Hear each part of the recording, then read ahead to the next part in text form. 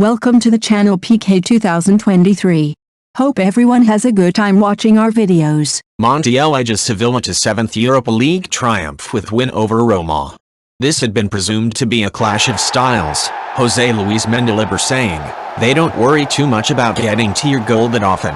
In that sense, they're not like us." Dybalà's inclusion suggested that Roma would take a step forward a little sooner, making the most of him for as long as he could last.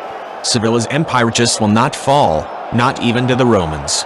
After 3 long, exhausting hours, the match that, like their extraordinary dominance of this competition, seemed like it would never end, came down to a single kick.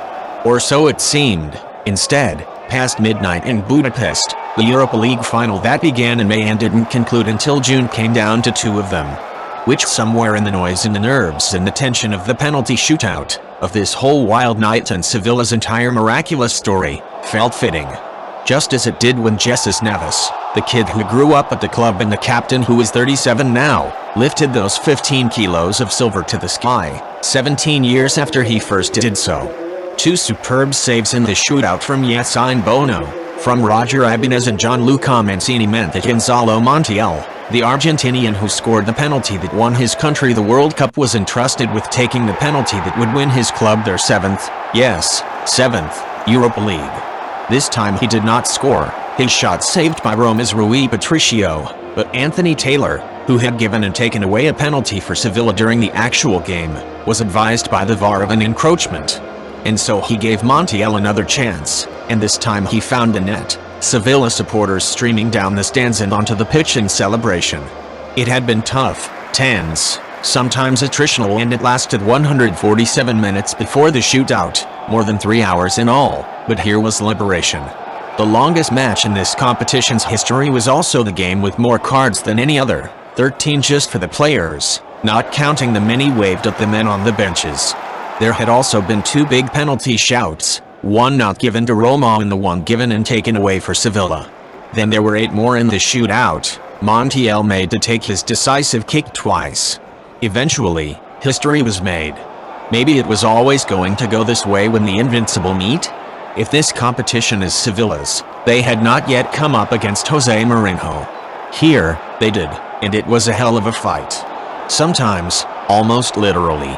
Sevilla had played 6 Europa League finals and won them all. Mourinho had been in 5 European finals and done the same.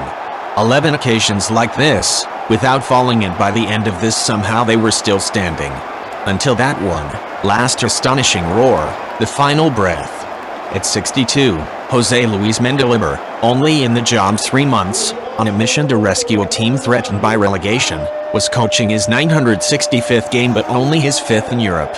By the end of it he was a champion, the 4th manager to win this trophy with Sevilla, the club that loves it like no other. Mourinho was defeated for the first time and finding it hard to take his runners-up medal given to a fan. Once in the extra time, Paulo Dybala's opener leveled by a Gianluca Mancini own goal. It felt like there was no way penalties could be avoided, even if Sevilla looked for a winner, and although Chris Smalling so very nearly won it for Roma in the very last minute when his header came back off the bar.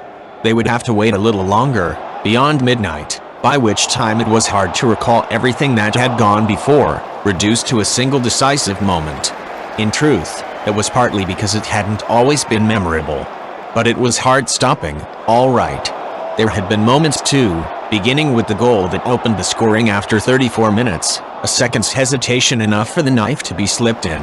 Ivan Rakitic was nudged off the ball by Brian Cristante, leaning head down into him.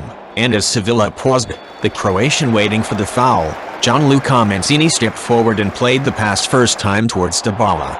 Suddenly in space to the left of the Sevilla center-backs, he took one touch to control and then steered the shot past Bono and into the net, then headed to the corner, throwing himself to the turf.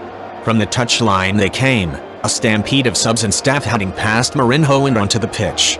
He turned the other way, through the crowd pushing past, a hint of disgust on his face, a calm-down gesture on his hands, looking like an old man who had left his house and accidentally stumbled into a carnival on his street and now just wanted to get back inside again. If he looked unimpressed then, he was even more angry afterwards, claiming his team had been robbed and the sight of men in Roma tracksuits of the bench would be repeated often too, part of a concerted plan to pressure the officials. For now, though, this was perfect. It was also vindication for his decision to start Dybala. Or maybe, if he was always going to, and many suspected he was, to hide that fact from his opponents. The day before, Mourinho had said that the Argentinian, returning from injury and could play 20 or 30 little minutes. He had already been out there for more than that and his impact had been decisive. In the end, he played just over an hour and departed in tears, his impact significant but not enough. If this had been presumed to be a clash of styles, Montiel saying, they don't worry too much about getting to your goal that often. In that sense, they're not like us. Dybala's inclusion suggested that Roma would take a step forward a little sooner, making the most of him for as long as he could last. Wonderful footwork from him had led to the first really clear chance after just 9 minutes, Spinazzola given a clear sight of goal only to underhit his shot. And an even better run almost gave them the opportunity for a second at 10 minutes after the goal. Roma had also thought they might have had a penalty when Gudelj lifted his foot high to hook away from Abraham. In a game of little fluidity and many fouls, Sevilla meanwhile had done little until then, although the 7 minutes added to the first half because of a series of head clashes, saw them start to threaten at last. With Bryan Gil up and running now, Ivan Rakic's side-footed shot flew at the post, somehow avoiding the diving Rui Patricio's back on the way out again. If Roma had just avoided a fatal deflection that time, it was different when Navas's cross sought out on Nesiri and Ocampos early in the second half. Mancini got ahead of them but could only turn the ball into his own net. The team that got 2 astonishing own goals at Old Trafford had another here, the momentum seemingly theirs now. They had only been back out there 8 minutes but there had already been an Ocampos attempt at an overhead kick and an opportunity for Telles, who blasted over. As time went on, tension took over. An extraordinary scramble almost saw Roma take the lead again. Ibanez, Mancini and Abraham all bundling in on a deep free kick, the Englishman stretching to turn a shot goalwards only for Bono to save. With bodies everywhere, breath held around this arena, the ball came back to Ibanez who scuffed wide. Hearts were then in mouths again only at the other end when Ocampos wriggled free in the area and went down challenged from Ibanez. Taylor pointed to the spot only to be called to the VAR screen where, with Mourinho wagging a finger behind him, he watched the tackle again. Seemingly part ball, part shin, it could have gone either way. It went Roma's. A moment later, a big shout for a handball from Fernando in the opposite area did not. There was little in the way of clear chances but a feeling that it would only take one. A clever clipped free kick from Lorenzo Pellegrini gave Andrea Bellotti a wonderful opportunity, sliding into volley, only for him to slice past the post.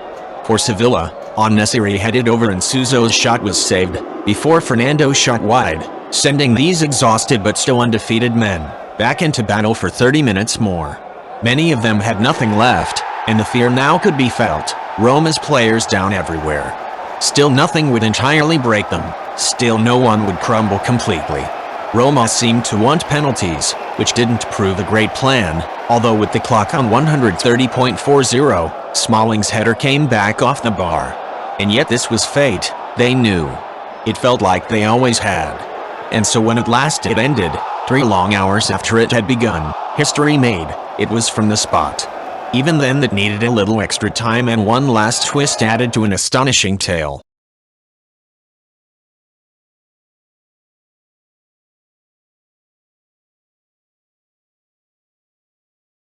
Thank you for watching our video. Please subscribe channel, comment and sharing our videos.